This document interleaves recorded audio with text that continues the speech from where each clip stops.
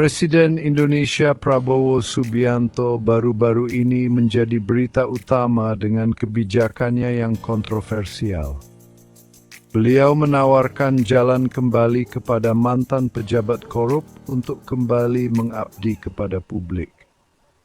Hal ini memicu perdebatan sengit yang memecah belah opini publik.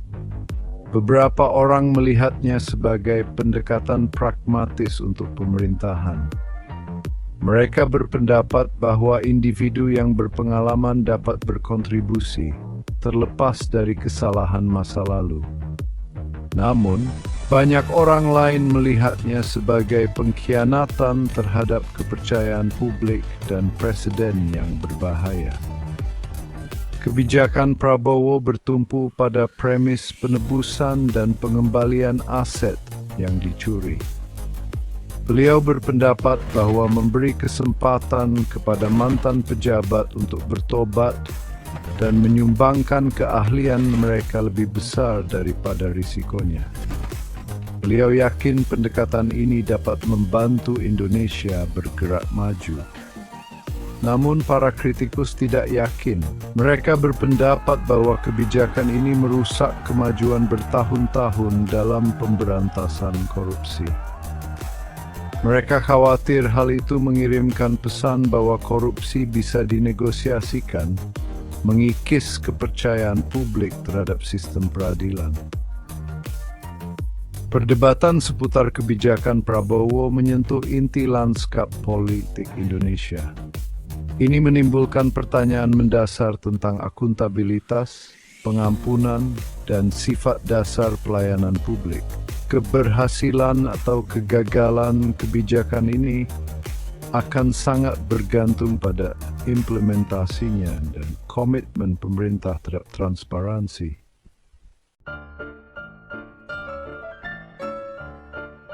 Kebijakan kontroversial Prabowo bukannya tanpa preseden internasional. Negara-negara lain telah bergulat dengan pertanyaan tentang mengizinkan individu dengan riwayat korupsi untuk kembali ke kehidupan publik. Dalam beberapa kasus, tokoh-tokoh ini disambut kembali dengan tangan terbuka. Di kasus lain, kembalinya mereka disambut dengan kecaman luas.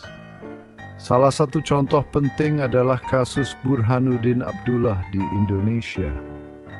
Mantan Menteri Koordinator Bidang Perekonomian, Abdullah dihukum karena korupsi. Namun ia kemudian diangkat menjadi Ketua Tim Ahli dan Inisiator Badan Investasi Daya Anagata Nusantara atau Danantara. Badan ini mengelola aset negara yang mengejutkan, 900 miliar dolar. Penunjukan Abdullah memicu kemarahan di kalangan aktivis anti korupsi. Mereka berpendapat bahwa hal itu mengirimkan pesan berbahaya tentang impunitas bagi yang berkuasa.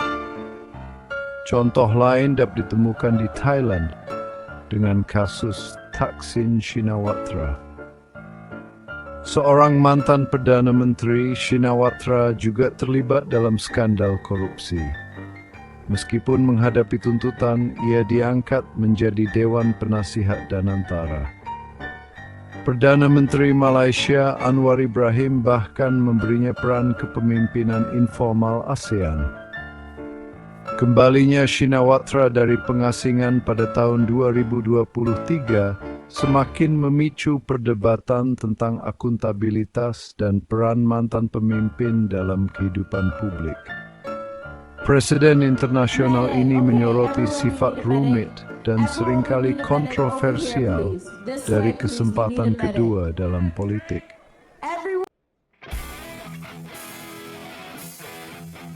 Para pendukung kebijakan Prabowo berpendapat bahwa ini adalah pendekatan pragmatis untuk pemerintahan. Mereka yakin bahwa mengecualikan individu yang terampil hanya berdasarkan kesalahan masa lalu adalah kontraproduktif. Mereka menunjukkan bahwa banyak mantan pejabat memiliki pengalaman dan keahlian berharga yang dapat bermanfaat bagi negara. Dengan menawarkan jalan menuju penebusan, pemerintah berpotensi memanfaatkan potensi yang belum dimanfaatkan ini. Lebih lanjut, para pendukung berpendapat bahwa fokus kebijakan pada pemulihan aset adalah keuntungan yang signifikan. Dengan memberi insentif pengembalian dana yang dicuri, pemerintah dapat mengisi kembali kas negara dan berinvestasi dalam layanan publik yang penting. Mereka berpendapat bahwa pendekatan pragmatis ini memprioritaskan kebutuhan bangsa daripada kemurnian ideologis. Namun, pendekatan pragmatis ini datang dengan risiko yang signifikan. Kritikus berpendapat bahwa berfokus pada pengalaman dan keahlian membayangi pentingnya integritas dan akuntabilitas dalam pelayanan publik. Mereka khawatir bahwa kebijakan ini mengirimkan pesan bahwa korupsi adalah pelanggaran kecil, mudah dimaafkan jika seseorang memiliki keterampilan yang diinginkan. Perdebatan terus berlanjut, menimbang manfaat pragmatisme dengan potensi bahaya merusak kepercayaan publik. Risiko paling signifikan yang terkait dengan kebijakan Prabowo adalah potensi terkikisnya kepercayaan publik.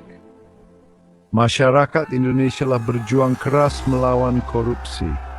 Mereka memandangnya sebagai penyakit masyarakat yang mendalam, yang merusak pembangunan dan mengikis kepercayaan pada lembaga-lembaga. Menawarkan jalan kembali ke pelayanan publik bagi mereka yang terlibat dalam praktik semacam itu dapat dilihat sebagai pengkhianatan terhadap perjuangan ini. Kritikus berpendapat bahwa kebijakan tersebut mengirimkan pesan berbahaya bahwa korupsi dapat diterima selama seseorang bersedia mengembalikan dana yang dicuri. Hal ini dapat membuat warga enggan melaporkan korupsi karena takut pelaku akan menghadapi konsekuensi minimal. Ini juga dapat menciptakan iklim impunitas, mendorong individu untuk terlibat dalam praktik korupsi, mengetahui bahwa mereka memiliki jaring pengaman. Selain itu, kebijakan tersebut berisiko menciptakan sistem peradilan dua tingkat. Warga biasa, yang seringkali kekurangan sumber daya dan koneksi dari rekan-rekan mereka yang lebih kaya, mungkin menganggap bahwa hukum berlaku berbeda untuk elit. Hal ini dapat menyebabkan meningkatnya sinisme dan kekecewaan terhadap pemerintah.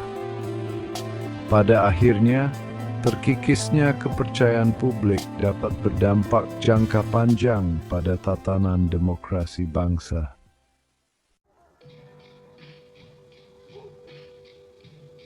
Keberhasilan atau kegagalan kebijakan Prabowo bergantung pada implementasinya. Untuk mengurangi risiko dan menjaga kepercayaan publik, pemerintah harus memprioritaskan transparansi dan akuntabilitas. Kriteria yang jelas dan ketat untuk pengampunan dan pemulihan jabatan sangat penting. Kriteria ini harus diterapkan secara konsisten dan adil, tanpa kecuali. Pengawasan independen juga penting. Suatu badan yang tidak memihak harus ditugaskan untuk memantau pelaksanaan kebijakan ini, memastikan bahwa kebijakan tersebut tidak disalahgunakan untuk keuntungan pribadi. Badan ini harus memiliki wewenang untuk menyelidiki dugaan kesalahan dan meminta pertanggungjawaban mantan pejabat dan mereka yang mengembalikan mereka atas tindakan mereka. Lebih lanjut, komunikasi yang terbuka dan jujur dengan publik sangatlah penting. Pemerintah harus mengakui kekhawatiran seputar kebijakan ini dan secara aktif terlibat dalam dialog dengan organisasi masyarakat sipil dan warga negara. Menanggapi kekhawatiran secara terbuka, memberikan pembaruan rutin tentang implementasi kebijakan, dan menunjukkan komitmen terhadap transparansi sangat penting untuk menjaga kepercayaan publik. Hanya melalui langkah-langkah inilah pemerintah dapat memastikan bahwa kebijakan Prabowo dipandang sebagai solusi sejati. Tom Blue Fixing.